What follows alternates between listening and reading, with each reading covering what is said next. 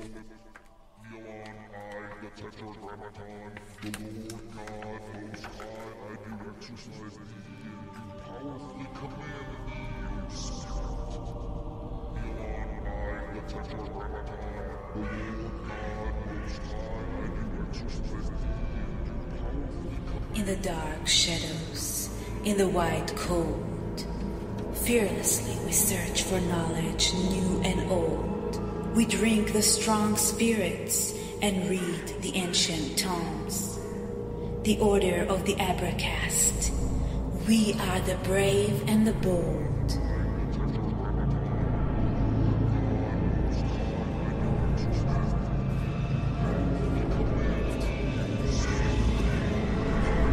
Occult, history, conspiracy, and violence.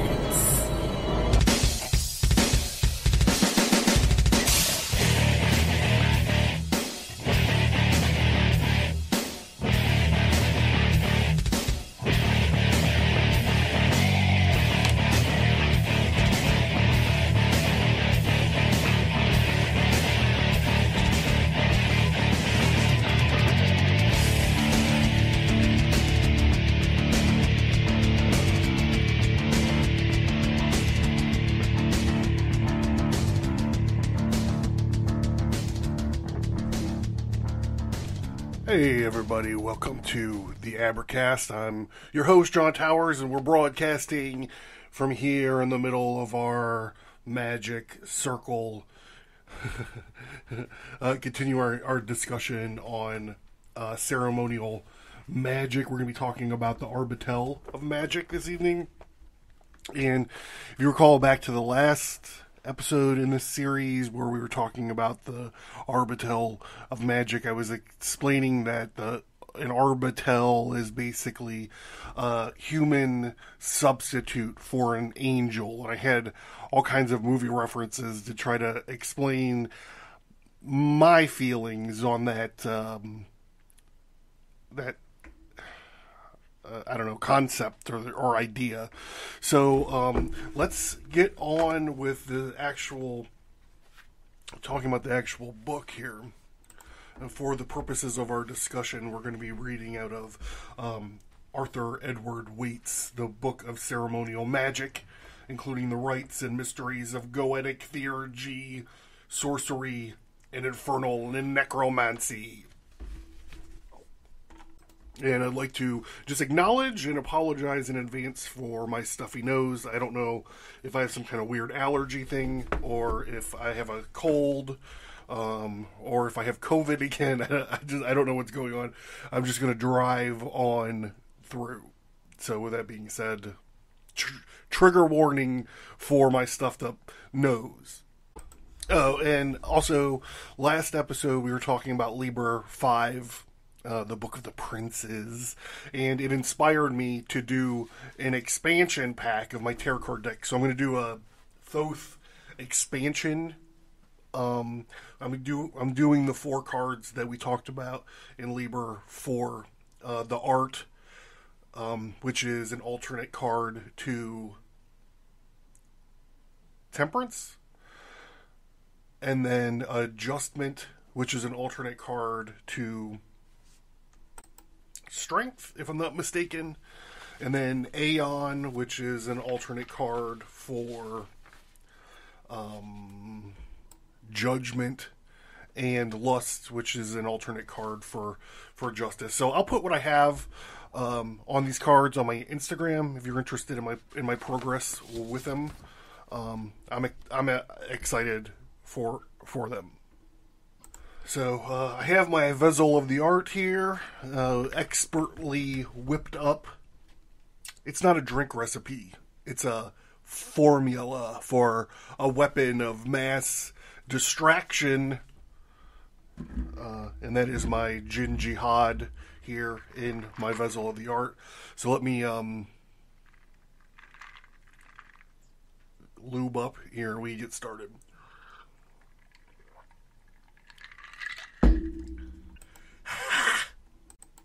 The Rituals of Transcendental Magic, Part 1, The Arbatel of Magic. The term transcendental must not be interpreted as any exalted or philosophical sense when it is used informally and conventionally enough. It is in such connection as the present.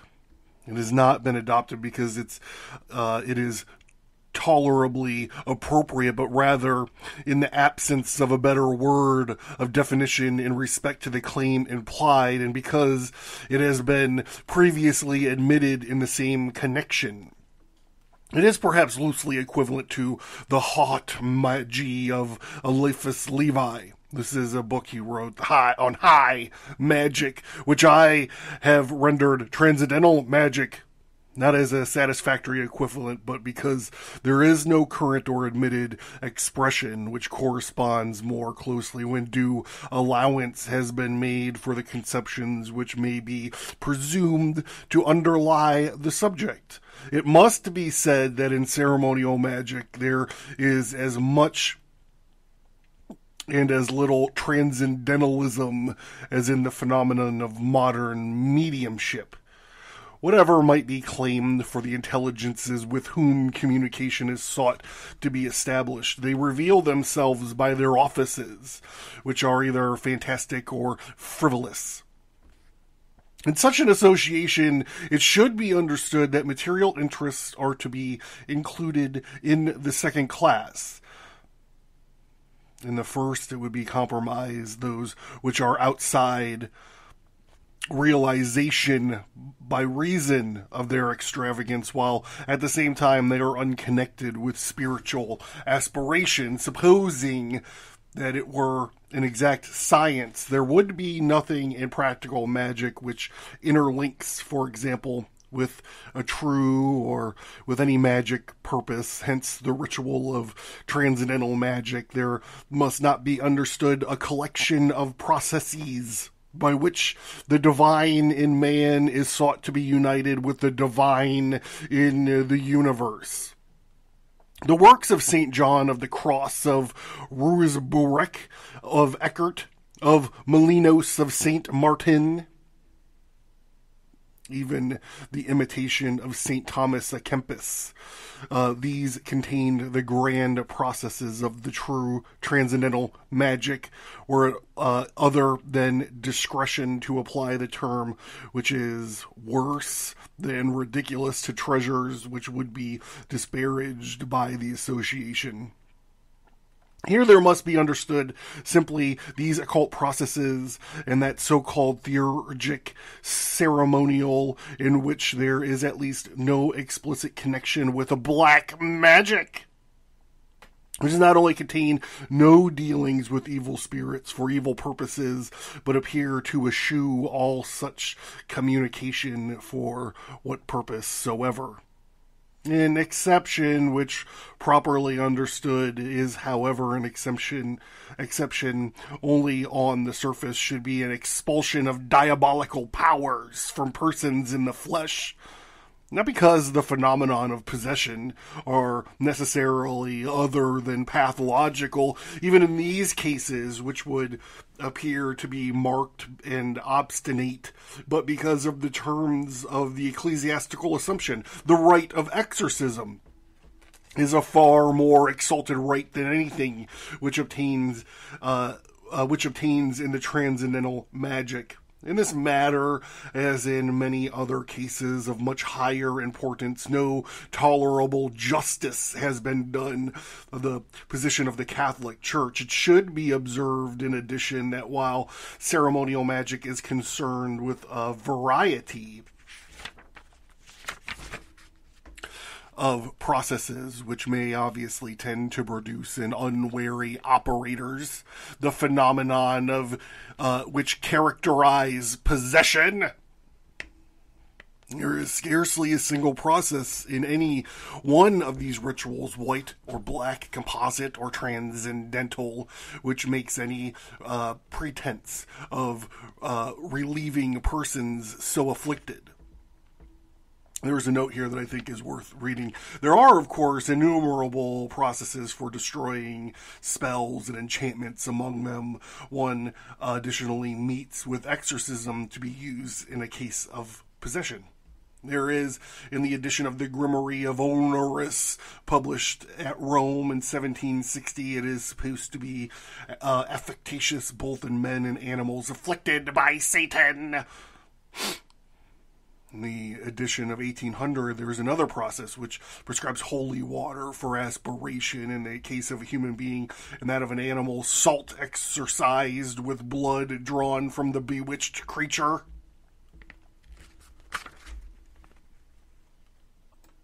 So it's interesting how much when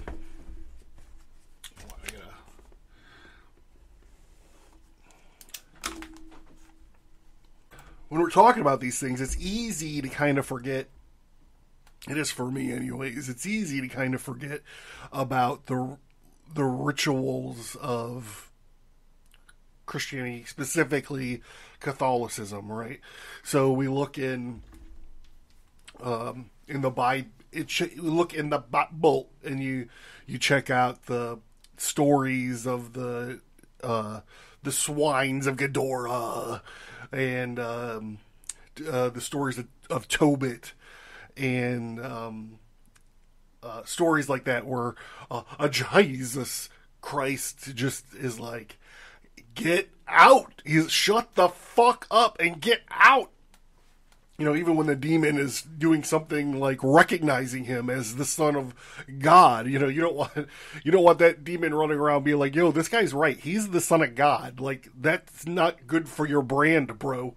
But, specifically with the Catholic exorcism, so, you know, I'm not talking about like the Bob Larson Sunday morning, laying of hands on the 700 Club or something like that.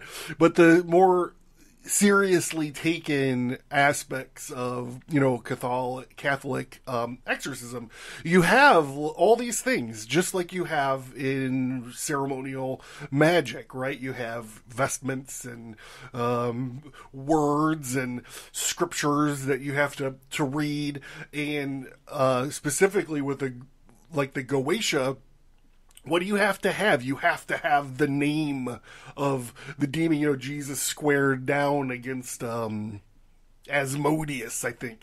And, you know, he knew the name of the demon and therefore was able to control him. But they also have things like we learned about in the Goetia and like the Lesser Key of Solomon and so forth, where it's all about suffumigations, and where, you know, you have to have like things that smell in order to compel the demon to do whatever you're trying to get him to do, or to leave, or to get him to show up.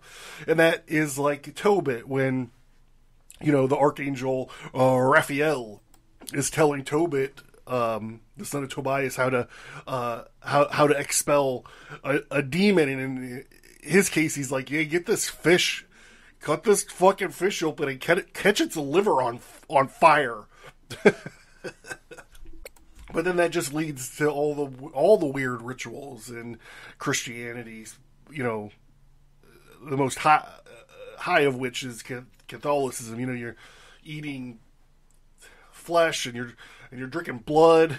You know, you're worshiping this dead God, and it's so ubiquitous in our culture. It's weird to be able to take a step back and look at how fucking crazy it is sometimes, right? So when I try to keep that in perspective as I'm going through these things, and this discussion about, you know, possession kind of just smacked me in the face with all this, you know, pomp and circumstance and similarities that we have to, like, Father, you know, Damian Karras. We need an old priest and a young priest, and you know, in the battle of wills that, you know, that they have with the thing. It's become a cliche to us, right? But it has so much in connection with, like, this, you know, these things that we're sort of talking about. So I'm sorry for going off on this side curve. We'll get back to it here.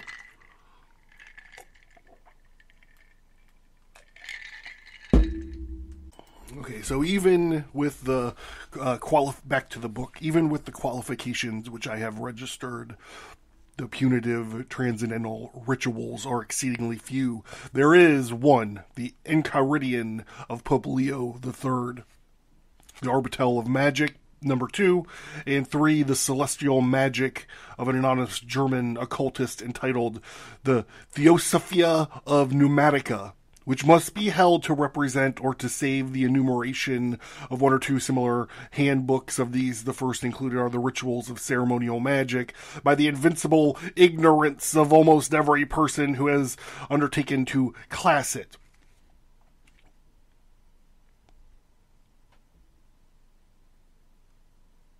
On the other hand, the third borrows all of its importance from the second, in which, upon both counts, the interest evidently centers. As regards its origin, its authorship, and even its scope, there is, however, considerable mystery within my own knowledge. There are no copies in manuscript, or none at least which are prior to the end of the 16th century. It appeared in a tiny volume at Basel and bore the date 1575, backdating imputed authorship of these two crying bibliographical sins of grimoires and magical handbooks, and the antiquity of the Arbatel rests under certain suspicion on account of its literary connections. At the same time, it would require the knowledge of an expert in typography to pronounce certainly on the reliability of the date indicated. The text is in Latin, but there is a slender possibility in favor of its being the work of an Italian. Gabagool.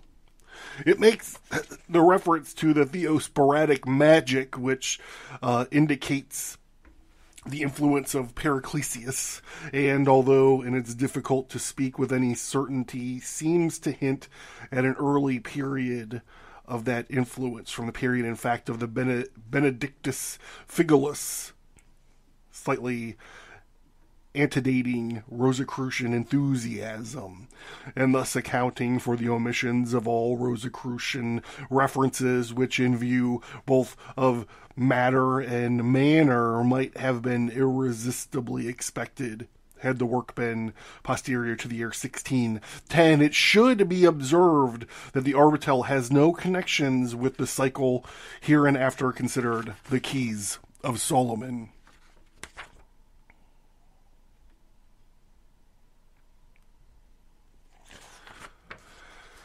It is permeated with Christian ideas. The authorship is completely unknown. Arbatel, or the Hebrew spelling here, I'm not going to try to make sense of, is probably not an assumed name, but indicative of an instructing or revealing angel. The use of this Hebrew term is, however, peculiar in connection with the fact that the references to the Old Testament are few and unimportant, while the sayings of a Jesus, a Christ, can I get an amen, in the New Testament narrative generally are subjects of continual citation.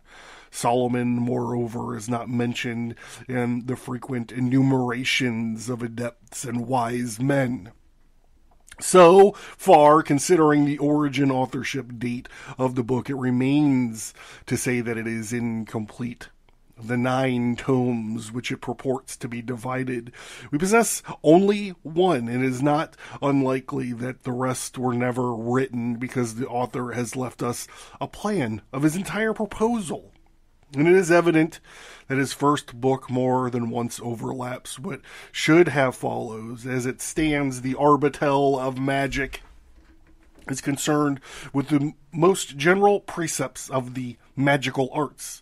In other words, with the institutions.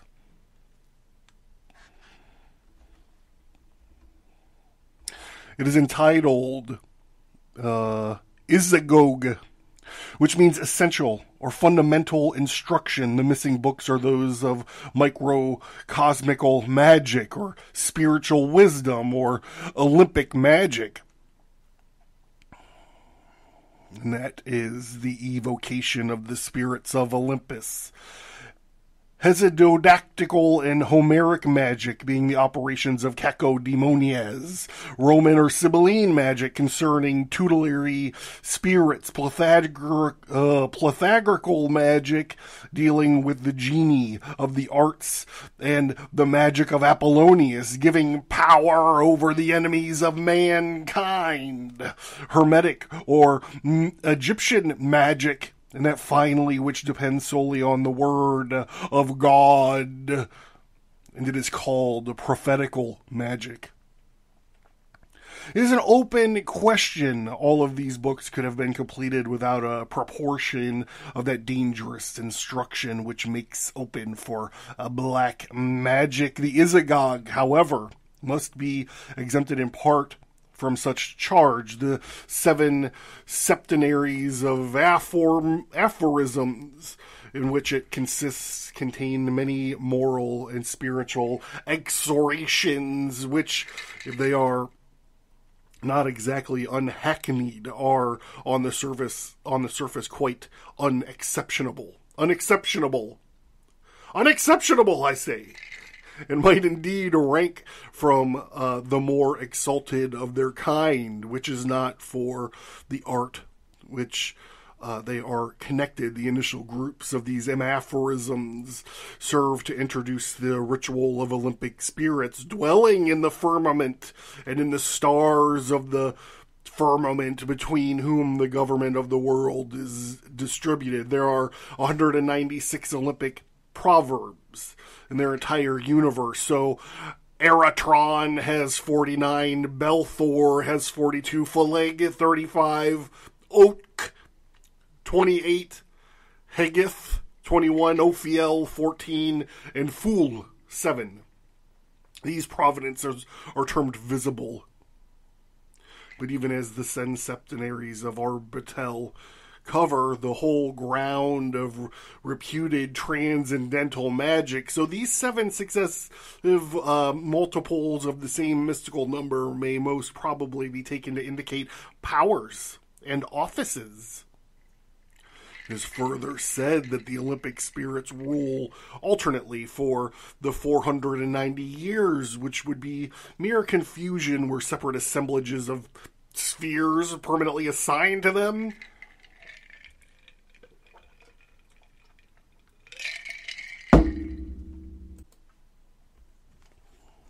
The powers possessed by these intelligences are very cautiously set forth. They rule naturally over the departments and the operations of the material world, but outside these departments, they perform the same operations magically. Thus, Uch, or Oak, the prince of the solar things, presides over the preparation or development of gold naturally in the veins of the earth. That is to say, he is the mineralogist in chief of nature. He provides also over the quicker preparation of the same metal by means of the chemical art. That is, he is the prince of alchemists, and he makes gold in a moment by magic. It is in this way that ceremonial magic connects with, while it assumes, with the transcended hermetic arts. There is another cautious instruction with regards to the names of the characters of the spirit, in opposition to much of the traditional doctrine of magic. It is affirmed that there is no power in the figure of any character or in the pronunciation of any name, except insofar as there is a virtue or office ordained by God to both. The names, moreover, are not definitive, final, or even real names, whence they differ and they with different writers accordingly as these have been received them. The only effectual names are those which are delivered to an operator by the spirits themselves, and even then their efficacy seldom endures beyond 40 years. It is therefore better for any student, says the Arbatel, to work only by the offices of the spirits without their names. Should he be preordained to attain the art of magic, and other parts of that art will offer themselves in their own accord. The source of occult wisdom proceeds are firstly in God. We've said before when we're talking about these episodes where these magicians or operators or experimenters or whatever they're calling themselves, they protect themselves in these circles. They summon these otherworldly intelligences and or demons, and then they beg for God to help them get the demon to do what they want. So the sources of occult wisdom, it proceeds, are firstly in God, secondly in spiritual essences, that is to say the angelical hierarchy, third the corporeal creatures, the reference being probably to the signatura rerum of Paracelsus, therefore, or fourthly in nature, that is to say in a knowledge of the secret virtues of natural things, as for example herbs and precious stones. Fifthly, but after a long interval, in the apostate spirits reserved to the last judgment. Sixthly, in the administrators of the punishments in hell, which seem to connect with the classical conception of avenging infernal gods. Seventhly, in the people of the elements. That is, the salamanders, the sliffs, the undines, and the gnomes, or the pygmies. Are we allowed to say pygmies still? The secrets deriving from the sources range from the highest achievements of reputed mystical science to the Borgos ambitions of the daily lives, from the regeneration of Enoch to the knowledge of God, Christ, and his Holy Spirit, wherein is the perfection of the microcosm, to the attainment of honors and dignities, and the ingathering of much money, and the foundations of a family, good fortune, and the mercantile pursuits, and successful housewifery, both in town and in country, the prolongation of life, the transmutation of metals, and the talismanic cure of all diseases, which other paradoxes of the highest science also figure into the list.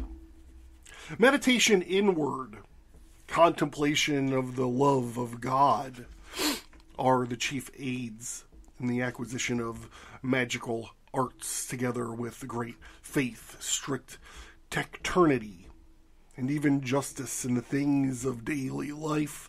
Finally, a true magician is brought forth, and such from his mother's womb. Others who assume the function will be unhappy. The powers and offices of the 7 Olympic spirits are as follows. Eratron governs those things which are ascribed astrologically to Saturn. He can convert any living organism, plant, or animal into stone, and that is at a moment of time. He can also change coals into treasures, and treasure into coal, and he gives familiars and reconciles subterranean spirits to men. He teaches alchemy, magic, and medicine. He imparts the secret of invisibility, makes the barren fruitful, and lastly confers long life. He should be invoked on a Saturday, in the first hour of the day, making use of his character given and confirmed by himself.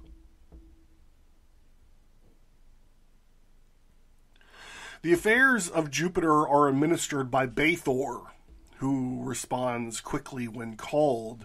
The person dignified by his character may be exalted in illustrious positions and may obtain large treasures. He reconciles the spirits of the air to man.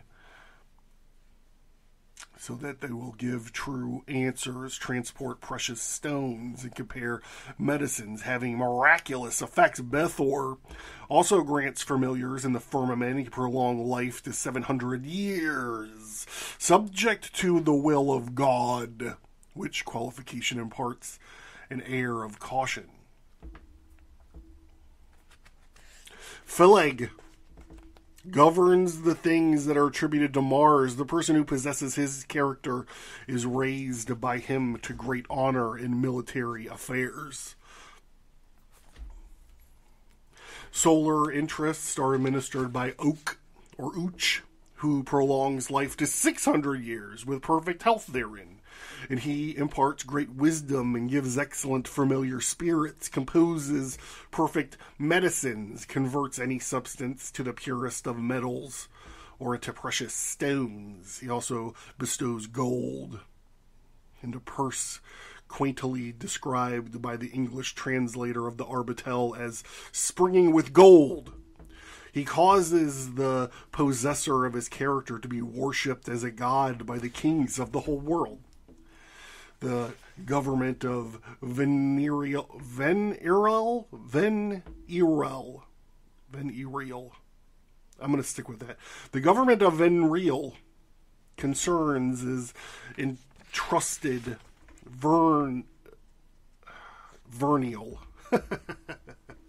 The government of Vernial concerns with the entrusted to Hegith, or the person possessing his character, and adorned with all beauty, and converts copper into gold in a moment, and the gold instantaneously into copper. And he also gives faithful serving spirits. Ophiel is the ruler of all things which are attributed to Mercury.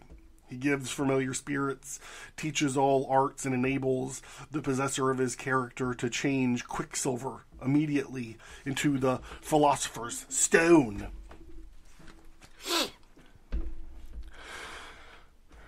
Lunary concerns are under the government of Fuel, who truly transmutes all metals into silver, heals dropsy, and provides spirits of the water. He serves men in a corporeal and visible form, and he prolongs life to 300 years. Legions of inferior spirits are commanded, each of the governors, who also have kings and princes and presidents and dukes and ministers ruling under them. Ceremonial magic usually administers the hierarchies upon a colossal scale. The invocation of the governors is simple. It is performed on the day and the hour of the planet, which is in correspondence with the Olympic intelligences, by means of the following.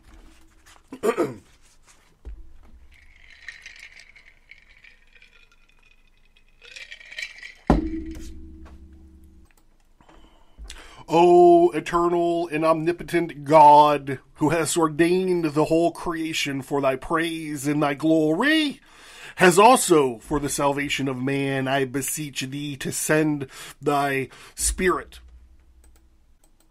We'll just say, feel of the lunary race, that he may instruct me concerning those things about which I deign to ask him.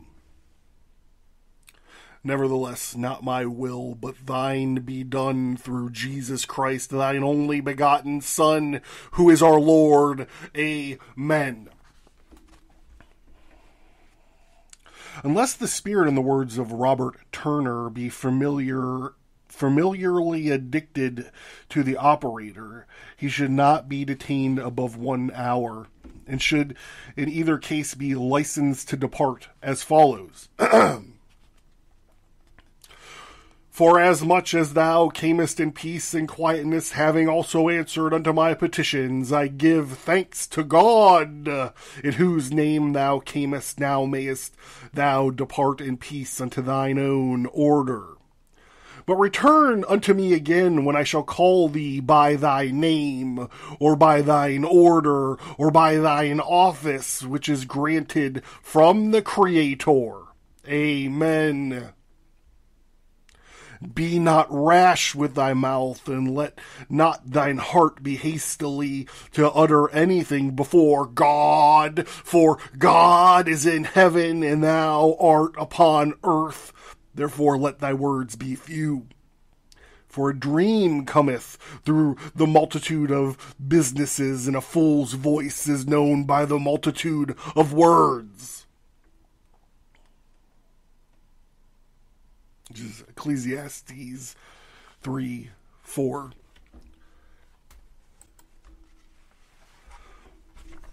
The Rituals of Transcendental Magic, Part 2. Theosophia Pneumatica.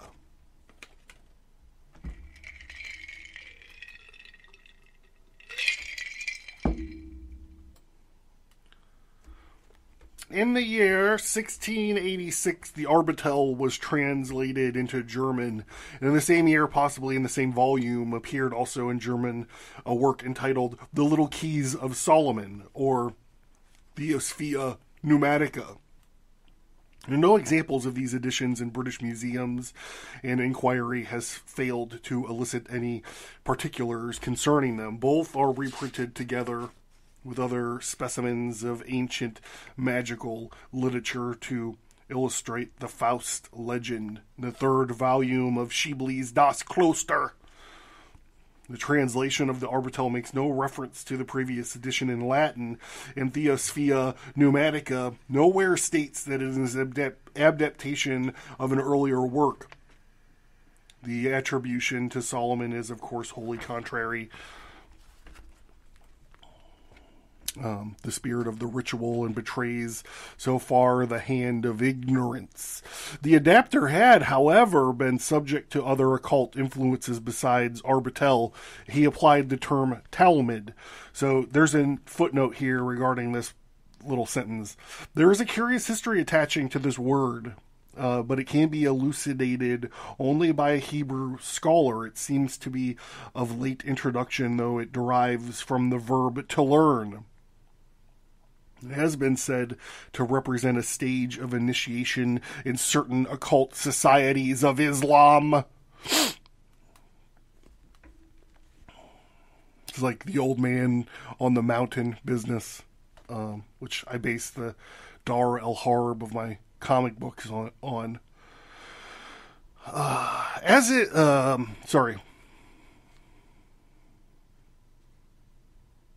Back to the book. I'm just going to reread the last sentence. The adapter had, however, been subject to other occult influences besides the Arbatel. He applies the term Talmud to the magical aspirant. This is not used by the original. The adaptation has been well executed and makes for additional clearness. The transcendental portions are significantly accentuated.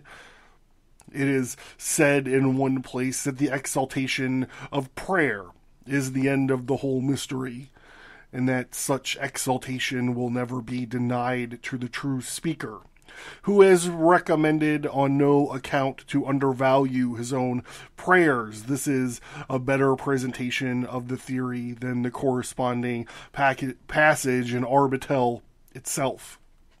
There is also an addendum on the transcendental medicine, which, so far as can be known, is original, and it is curious as anything in the literature which we are dealing.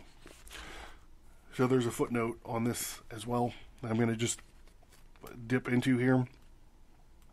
This is unlikely that the Theosophia Pneumatica will ever be printed in English.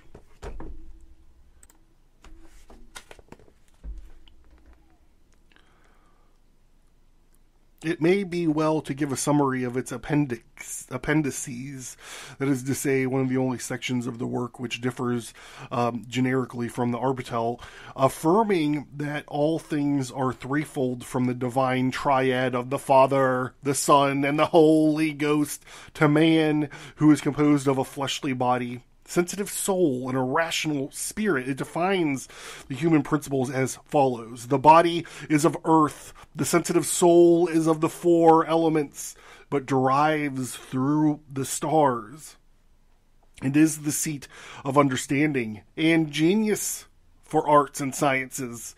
The rational spirit is from God. Absolutely, the shepherd of its activity is celestial and the divine inspiration and influences pass through it to the material body. The body is a house wherein the soul and the spirit abide and perform their functions, having been married therein by God. At the same time, they strive daily with one another till the spirit overcomes the soul and attains a regeneration. There are two kinds of death: that which result from the destruction of the vital physical organs by disease or injury, and that which result in the destruction of the sensitive soul by the environed astral influence, physical disintegration, and the flight of the divine spirit flow. In either case, the spirit may be recalled by the direct action of the will of God without disease or injury. Man is therefore poised upon three pillars. If one of them fall or break, the man dies. He should preserve and embalm his body against infectious disease, for the living organism can be embalmed better than a corpse. He should also combat the venomous influences of baleful stars, for Elohim has gifted men with the power to compose characters that will destroy such influences. It is impossible, however, to cure these diseases with which God, in his unsearchable compassion, may himself scourge mankind. Vain are the best medicines, and vain the highest arcana. Vain.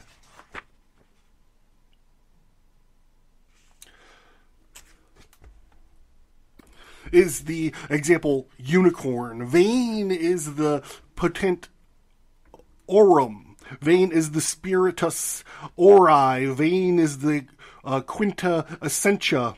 As off itself is useless. The lapis philosorium is made void. The skilled physician will immediately discover such a case in patient. All other diseases, whether deriving from the planets, from the natural corruption of the earth, or from neglect, may be cured by natural remedies, by herbs, balms, and spices, oils, metals, or preparations of alchemy. When a natural disease becomes incurable, it is through the ignorance or the indocility of man. This appendix of Theosophia Pneumatica not only indicates the influence, but reproduces the terminologies of Paracelsus. So there's a cool plate in the book that's got the graphics. It's the angels and the Olympic spirits of the silver planets. They're sigils and whatnot. I'm going to go ahead and just post these up on my Instagram for you guys to check out if you want to check them out. And also be on the lookout for that Thoth expansion pack of my tarot cards. If you're interested in the tarot cards, check them out on the website Abracast.com. I have a little video explaining each of the septenaries and each of the suits and so forth. So check them out. And I'm John. This has been the Abracast. Sorry, I'm a little under the weather. But I'll see you guys, if not sooner, I will see you next week.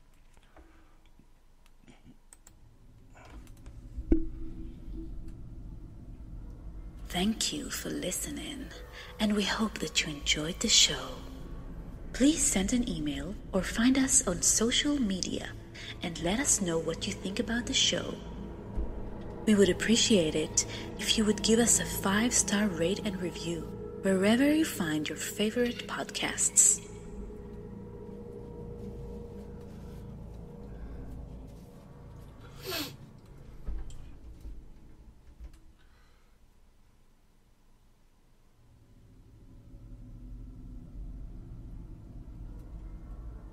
You can find Stigmata Studios, graphic, novels, and comic books. Take control of your destiny. Understand your past. put your present in context and know your future with a twist. Check out the Abracast Tarot Card Deck. Your body is your temple, so let's make sure you got a badass t-shirt on it. Variety of cool occult themed t-shirts and other merch like stickers, wall art, mugs, and more. Welcome to the Red Archive.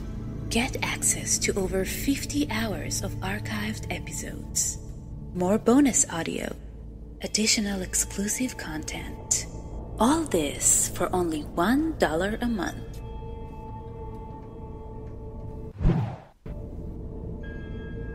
Are you interested in the occult, history, conspiracy, and violence? Learn more at Abracast.com.